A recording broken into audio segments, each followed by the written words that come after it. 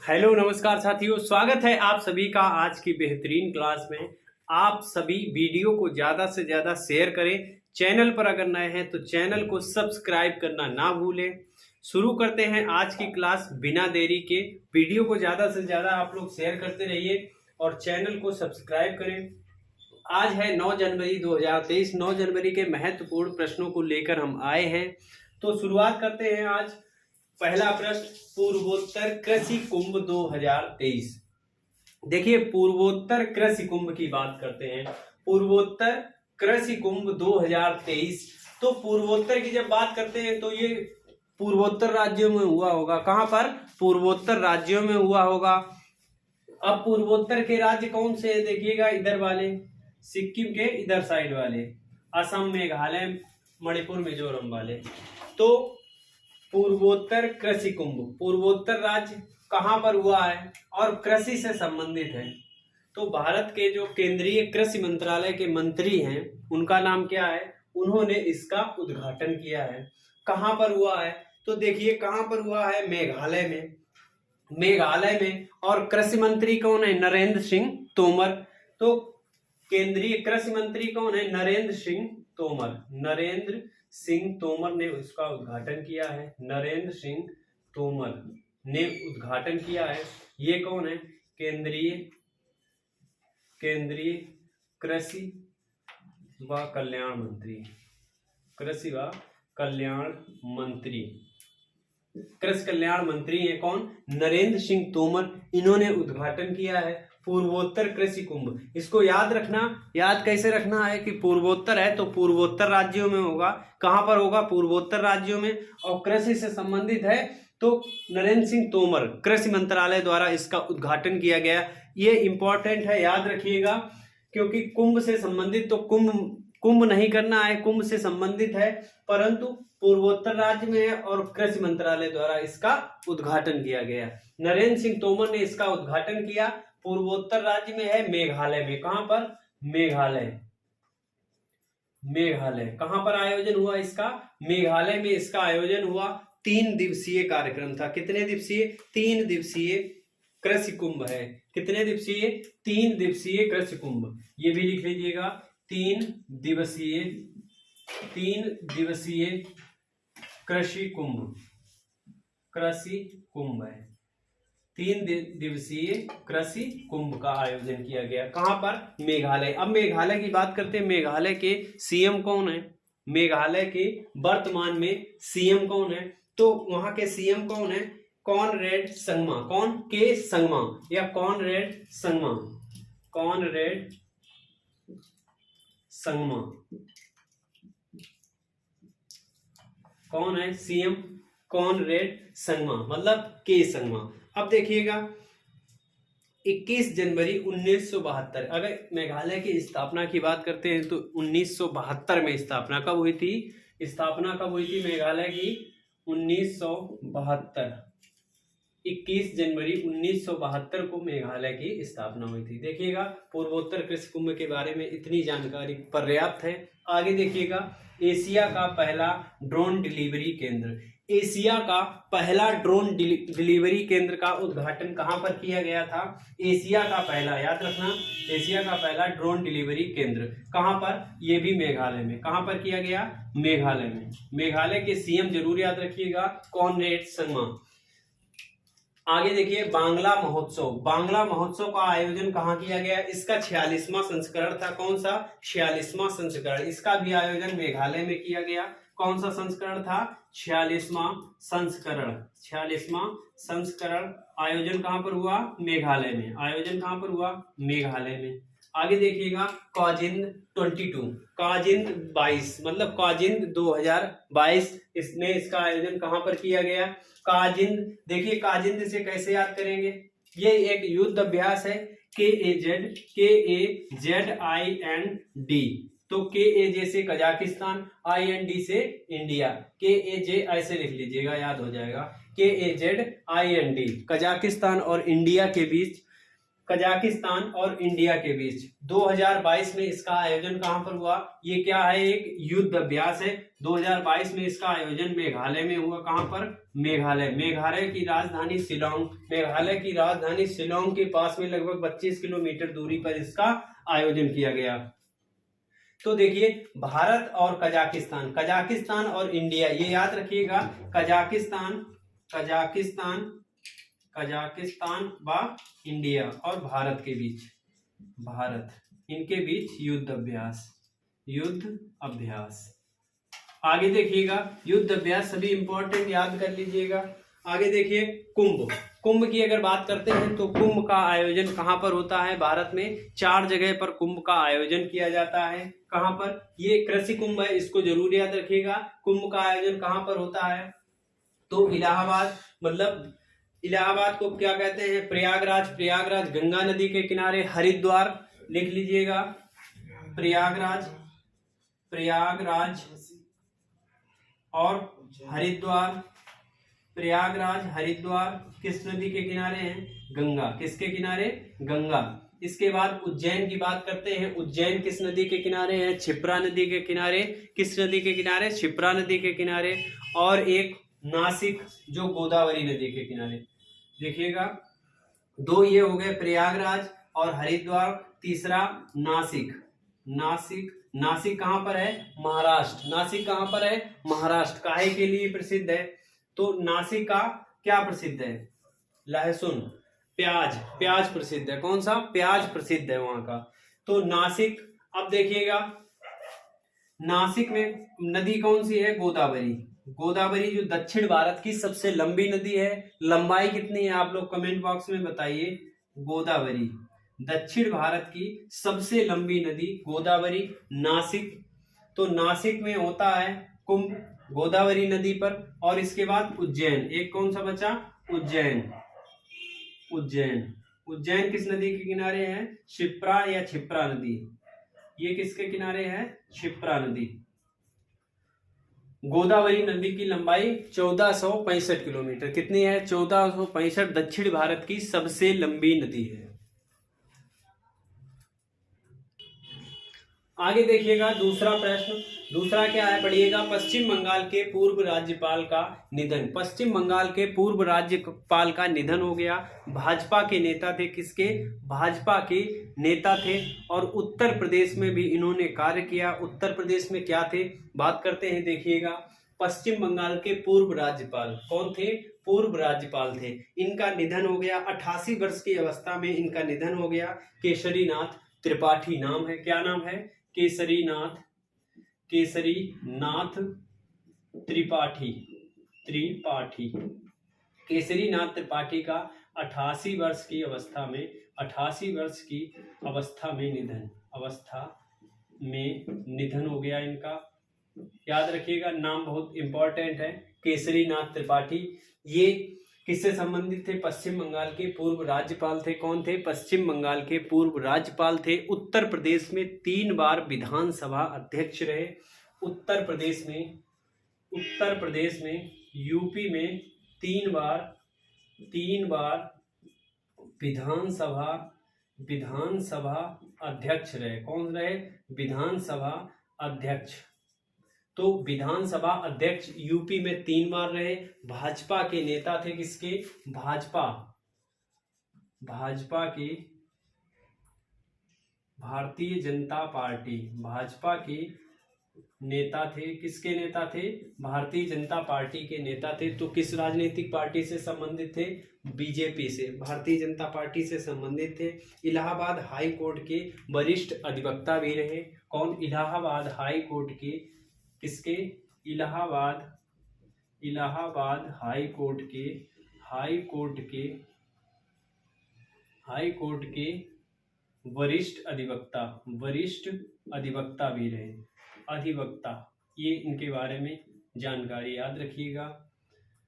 सबसे इंपॉर्टेंट, उत्तर प्रदेश में 3 बार विधानसभा अध्यक्ष और पूर्व राज्यपाल कहाँ के थे? पश्चिम बंगाल के। याद रखिएगा, केसरी नाथ त्रिपाठी, नाम बहुत इंपॉर्टेंट है। आगे देखिएगा, जियान लुका वियाली, जियान लुका वियाली और पेले, इन दोनों लोगों का नाम याद रखिएगा। जियान लुका वियाली, ये दोनों लोग किससे संबंधित थे? फुटबॉलर थे। देखिएगा, जियान लुका वियाली, बियाली इटली, बियाली इटली, इससे याद रखिएगा। बियाली, जहां पर नाम आ जाए बियाली, क्या नाम? बियाली नाम आ जाए, इटली याद रखिएगा। तो ये कहाँ के थे? इटली के। इनका हाल ही में निधन हो गया। ये कहाँ के थे? इटली के फुटबॉलर, इटली के ये महान फुटबॉलर थे, फुटबॉलर इटली के। ये कहाँ के थे? इटली के।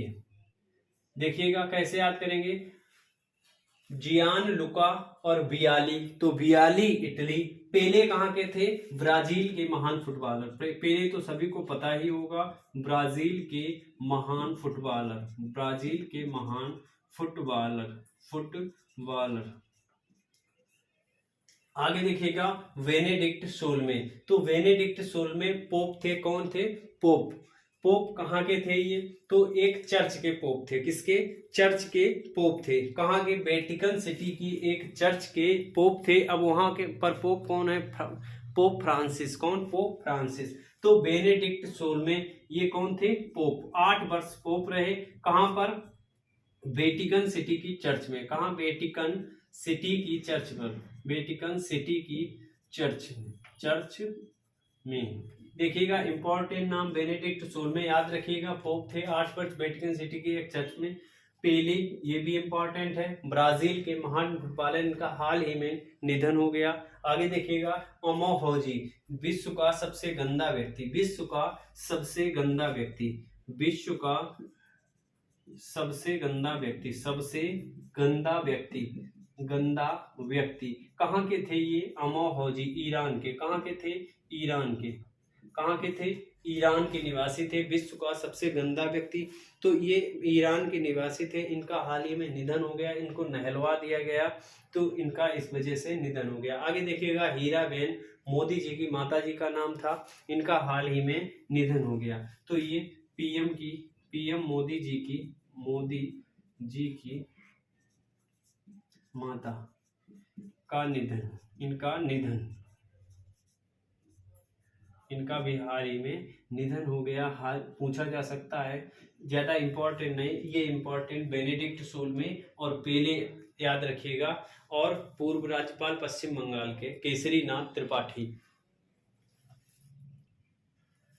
आगे देखिएगा, तीसरा प्रश्न, पूरी तरह से डिजिटल बैंकिंग वाला राज्य, भारत का एकमात्र राज्य जो अभी तक पूरी तरह से डिजिटल बैंकिंग हो गया है। तो डिजिटल बैंकिंग वाला भारत का एकमात्र राज्य, भारत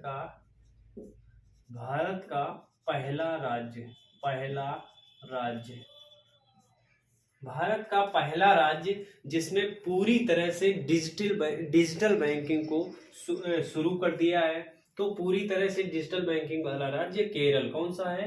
केरल। देखिएगा, केरल के इंपॉर्टेंट क्वेश्चन, के फोन प्रोजेक्ट शुरू किया केरल ने, और इसके बाद सरकारी ई टैक्सी सेवा, सरकारी ई टैक्सी सेवा केरल, सरकारी ई टैक्सी सेवा केरल। याद रखिएगा, पांडुलिपि संग्रहालय, ताड़ के पत्तों का पांडुलिपि संग्रहालय पहला बनाया गया है। कहां पर? केरल में। कहां पर बनाया गया है? केरल में। केरल, ये क्वेश्चन बहुत इंपॉर्टेंट है, याद रखिएगा। पांडुलिपि संग्रहालय, पांडुलिपि संग्रहालय मतलब ताड़ के पत्तों का एक पांडुलिपि संग्रहालय बनाया गया है। कहां पर? केरल में।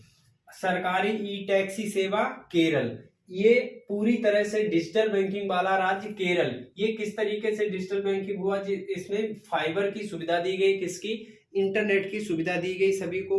तो के फोन प्रोजेक्ट पहले चलाया गया था, मतलब केबल वाला था, केरल फाइबर ऑप्टिक नेटवर्क, के और फोन, एफ के और FON, फोन, FON, केरल, के से केरल फाइबर ऑप्टिक नेटवर्क। देखिएगा, फुल फॉर्म लिख लीजिएगा, Kerala fibre optic optic network एक अच्छी बेहतरीन सुविधा देता है जो फाइबर की कहां पर शुरू किया गया था, के फोन प्रोजेक्ट, इसीलिए के फोन परियोजना लाई गई थी, उसी से ये डिजिटल बैंकिंग वाला संभव हो पाया। राज्य के प्रत्येक व्यक्ति को एक जैसा इंटरनेट उपलब्ध है, वहां पर राज्य के प्रत्येक व्यक्ति के पास एक जैसा मतलब समान इंटरनेट उपलब्ध है। तो इससे के फोन से क्या हुआ था, राज्य के प्रत्येक व्यक्ति के पास समान इंटरनेट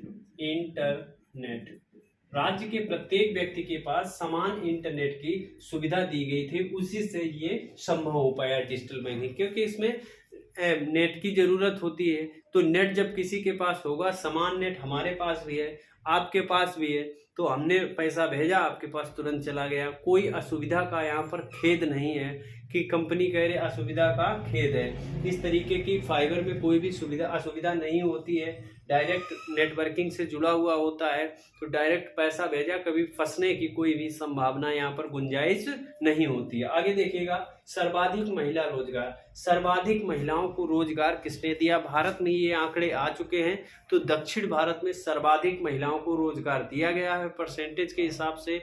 और अगर पहले नंबर की बात करते हैं, देखिएगा उधरी के राज्य, उधरी के जो है सेंटर जो है, जैसे मुंबई है, बेंगलुरु है, वहाँ के तो दक्षिण भारत के सभाएं हैं। कहाँ के, दक्षिण भारत के। सबसे ज्यादा कहाँ के शहर हैं, दक्षिण भारत के शहर। तो सर्वाधिक महिला रोजगार में, भारत में सर्वाधिक महिला रोजगार किस क्षेत्र को मिला है, दक्षिण भारत में। किसने दिया है महिलाओं को रोजगार, दक्षिण भारत ने। तो दक्षिण भारत आगे है, क्यों, दक्षिण भारत।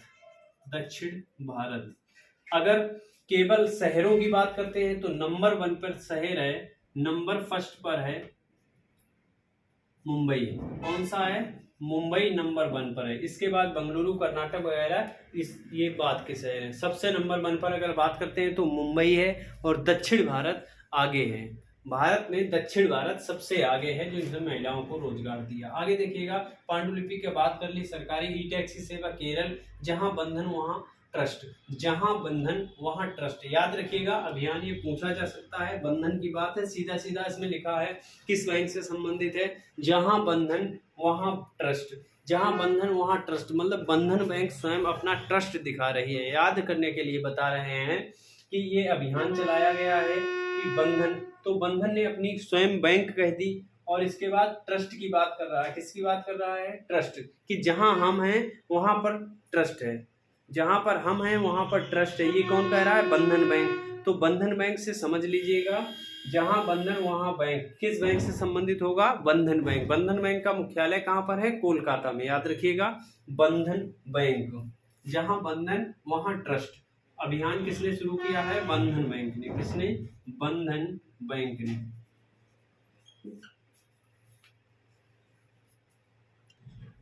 आगे देखिएगा, चौथा प्रश्न, प्रवासी भारतीय दिवस 2023। प्रवासी भारतीय दिवस 2023 देखिएगा, ये 4 साल से कोविड की वजह से मनाया नहीं गया। कितने साल, 4 साल कोविड की वजह से मनाया नहीं गया, तो इस बार मनाया गया। कोविड की वजह से 4 साल मनाया नहीं गया, प्रवासी भारतीय दिवस 2023। अब देखिएगा, प्रवासी भारतीय दिवस कब मनाया जाता है, क्यों मनाया जाता है। 9 जनवरी 1915 को महात्मा गांधी दक्षिण अफ्रीका से भारत प्रवास लौटे थे। कहां पर लौटे थे, 9 जनवरी 1915 महात्मा गांधी वापस लौटे थे, वापस लौटे थे। कहां से वापस हुए थे, दक्षिण अफ्रीका से। कहां से वापस लौटे थे, दक्षिण अफ्रीका से। याद रखिएगा, दक्षिण अफ्रीका से वापस लौटे थे। दक्षिण अफ्रीका से भारतीय संविधान में क्या लिया गया, संशोधन।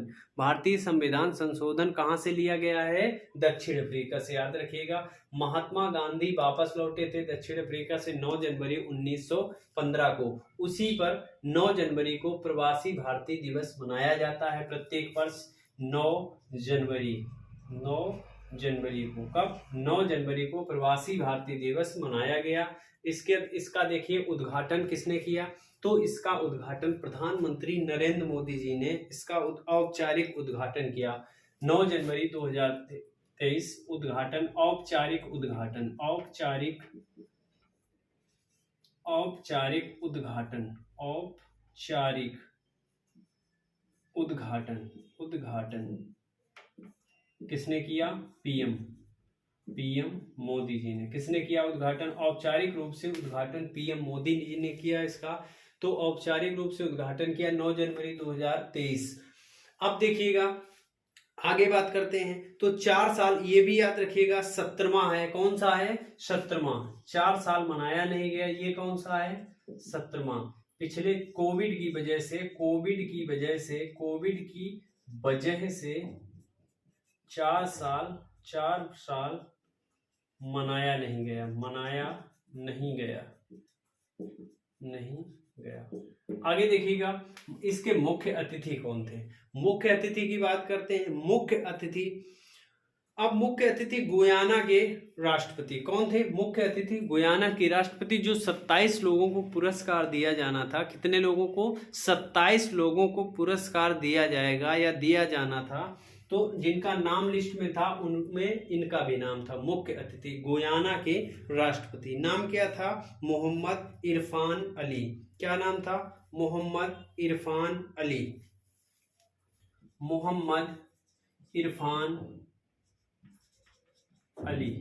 क्या नाम था? मोहम्मद इरफान अली। कहाँ के थे? गुयाना के राष्ट्रपति या राष्ट्राध्यक्ष। ये कौन थे? मुख्य अतिथि ये रहे। 2023 के मुख्य अतिथि कौन रहे? मोहम्मद इरफान अली। कौन रहे? मोहम्मद इरफान अली। ये कहाँ के थे? गुयाना के राष्ट्रपति। आगे देखिएगा, अब चंद्रिका प्रसाद संतोखी की अगर बात करते हैं, ये कौन है? सूरीनाम के राष्ट्रपति। कौन? सूरीनाम के राष्ट्रपति चंद्रिका प्रसाद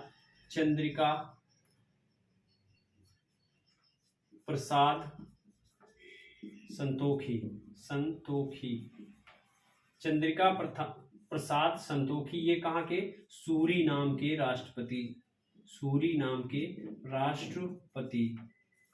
देखिएगा ये एक नाम भी है, इसको भी याद कर लीजिएगा। मोहम्मद इरफान अली तो हमने याद करवा दिया, एक बार और पढ़ा चुके हैं। गुयाना के राष्ट्रपति, कहाँ के? गुयाना के राष्ट्रपति मोहम्मद इरफान अली। मुख्य अतिथि कौन थे?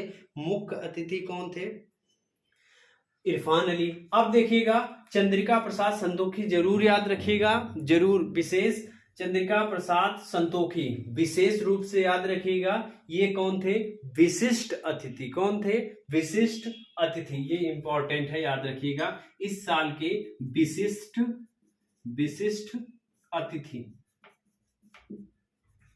अतिथि कौन थे? चंद्रिका प्रसाद संतोखी। ये इंपॉर्टेंट याद रखिएगा। चंद्रिका प्रसाद संतोखी विशिष्ट अतिथि के रूप में आए थे। सूरीनाम के राष्ट्रपति कहाँ के हैं? ये सूरीनाम के। आगे देखिएगा पुरस्कार कितने लोगों को? 27 लोगों को, जिनमें इनका भी नाम शामिल है। कितने लोगों को? 27। हार्वर्ड लॉ स्कूल द्वारा पुरस्कार की घोषणा की गई है। देखिएगा किसको पुरस्कार दिया गया? सीजेआई, वर्तमान सीजेआई चंद्रचूड़ को। किसको? वर्तमान सीजेआई वाईवी चंद्रचूड़ को। किसको? वर्तमान सीजेआई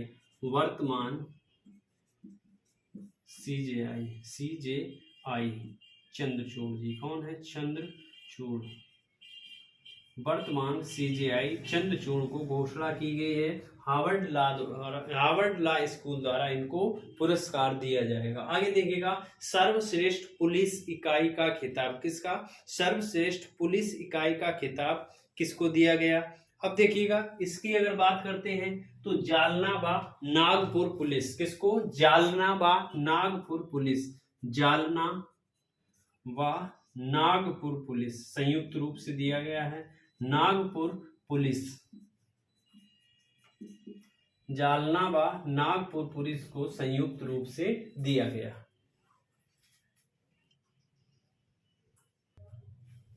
आगे देखिएगा 5वां प्रश्न, कोयला गैसीकरण आधारित उर्वरक संयंत्र।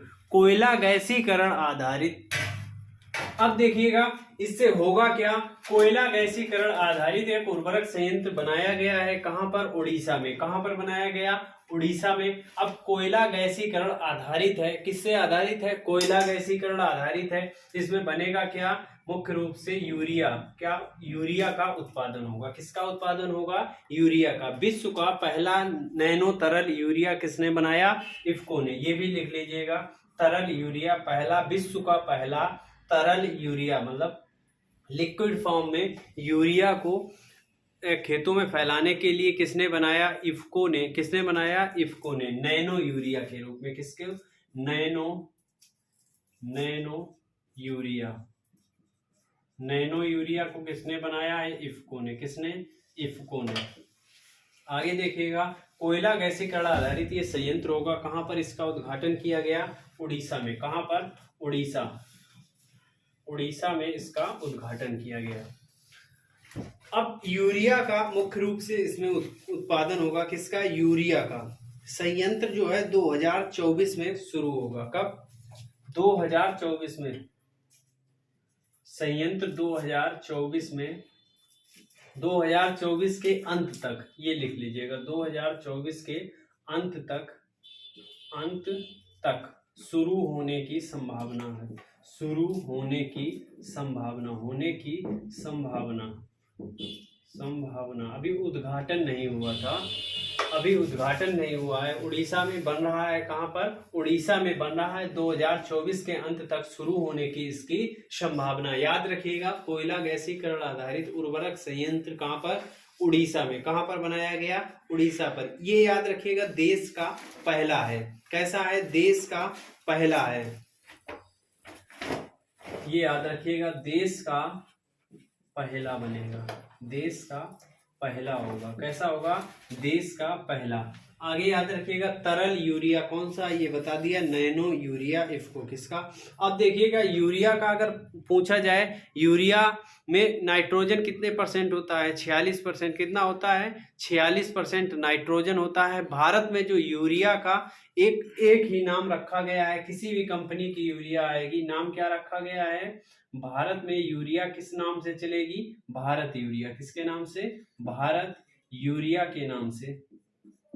किसके नाम से आ गई है? भारत यूरिया के नाम से आ गई है। आगे देखिएगा, पहली बार फार्मूला ई वर्ल्ड चैंपियन रेस, पहली बार है फार्मूला ई वर्ल्ड। कैसी? ई वर्ल्ड चैंपियन। इस रेस का आयोजन कहां पर किया गया? तो इसका आयोजन हैदराबाद में किया गया। कहां पर? हैदराबाद। ई कैसी है? ई वर्ल्ड चैंपियनशिप रेस है, याद रखिएगा, हैदराबाद में इसका आयोजन किया गया। हैदराबाद। आगे देखिएगा, विश्व का तीसरा सबसे बड़ा ऑटो बाजार क्या है? ऑटो बाजार। विश्व का सबसे बड़ा तीसरा ऑटो बाजार। तो तीसरा सबसे बड़ा ऑटो बाजार कहां पर है? भारत। कौन सा है? भारत। याद रखिएगा, विश्व का तीसरा सबसे बड़ा ऑटो बाजार कौन है? भारत। इसी तरीके के बेहतरीन इंपॉर्टेंट, इनमें बहुत से इंपॉर्टेंट क्वेश्चन हैं, याद रखिएगा। हम बहुत ही इंपॉर्टेंट क्वेश्चन लेकर आते हैं आने वाली परीक्षाओं के लिए। बहुत संभावित प्रश्न लेकर आते हैं। बेहतरीन प्रश्नों के साथ बने रहिए। हमारे चैनल को सब्सक्राइब करिए, ज्यादा से ज्यादा सभी दोस्तों के साथ शेयर करिए। धन्यवाद। जय हिंद।